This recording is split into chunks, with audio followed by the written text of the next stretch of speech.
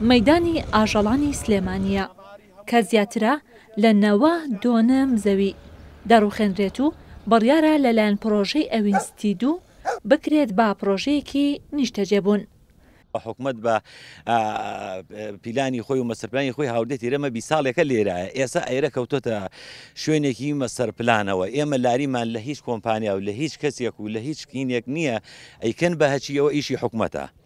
ئێستا داواکاری ئێمە ئەوەیە کۆمپانیا لەیرەوە خەریکە ئەڵێ ئێمە ئەمە بڵین ئەم کەپرانیان تێگاوە ئەمە شێوایەکی ترەوە ئەڵێ خانەکانی شتێکە دەین. ئایا ئێمە ئەگەر شوێنێکی تر ئەمە سیکتەرێکە لە سیکتەرە گەورەکان کە بۆی ئێمە مەسەبرین بۆ ئەم شارەکراوە گۆشتی سوور و حیوانی ئەم ناوچەیە لێرە ساقەکرێتەوە و لێرە گۆشتدابی نەکرێت بۆ ئەم شاری سلێمانیە زیاتر و بە دەوروبەریشی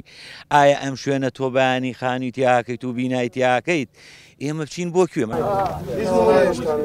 لەم مەیدانەدا هەزاران کەس کار دەکەن و بژێوی ژیانی چەندین خێزان لێرەوە پەیدا دەکەن. ئەو کەسانەی کە لەم مەیدانەدا کار دەکەن نیگەرانن لا ڕوخاندنی شوێنەکانیان و دەڵێن ماوەی زیاتر لا 20 ساڵە لەم شوێنەدا کاری ئاژەڵداری و قەسابی دەکەن و شوێنەکانیان دەڕوخێنرێت. ئێستا ئەم هیچ شتێ بەتەمان نییە دروستکە هیچی دروست نەکردووە ئەڵێەوە بێ بچن ئێمە بۆ کوێ بچین نە جادەیەکی هەیە نە سیاجێکی دروست کردووە نە قەپانێک دانراوە نە ئەو هەموو ئاژەڵ ئەو خانانە بە هەزاران ئاژەڵی تایە ئەو هەموو ئاژەڵە بەرێ چی لێ بکا لەو دەشتە هەر هەمی هەر دەعبای خۆ ئێمە وەکو ئەوینسیتی یەک سوود و ئیسفادەی ئەوەی لەکەین کە دانیشتوانی پرۆژەی شاری ئەوینیش کە چەندین ساڵە بەدەستبوونی مەیدانەکەەوە دەناڵێنن خۆپیشاندانیان دەکرد و داوای لابردنی مەیدانەکەیان دەکرد بۆیە لە ئێستادا دڵخۆشن با لابردنی مەیدانەکە و جێبەجێکردنی بڕیارەکە. بە تەواوەتی لە شاری ئەوینە ئەم بۆن و بەرامی مەیدانی ئاژەڵانە لێرە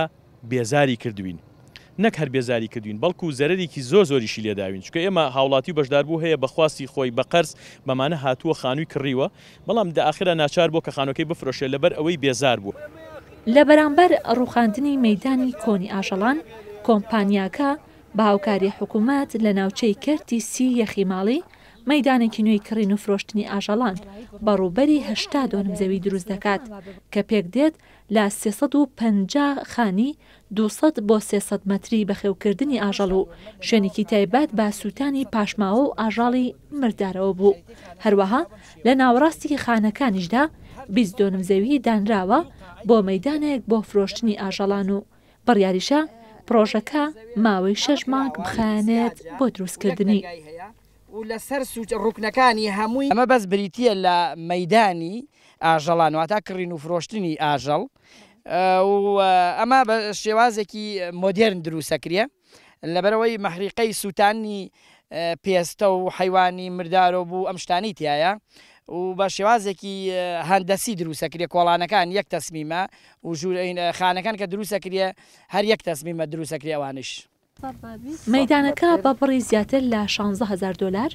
دەدرێتە هەر یەکێک لەو کەسانەی کە لە مەیدانە کۆنەکەدا کاریان کردووە و بۆ 20 ساڵی داهاتوو دەتوانن خاوەنداری بکەن.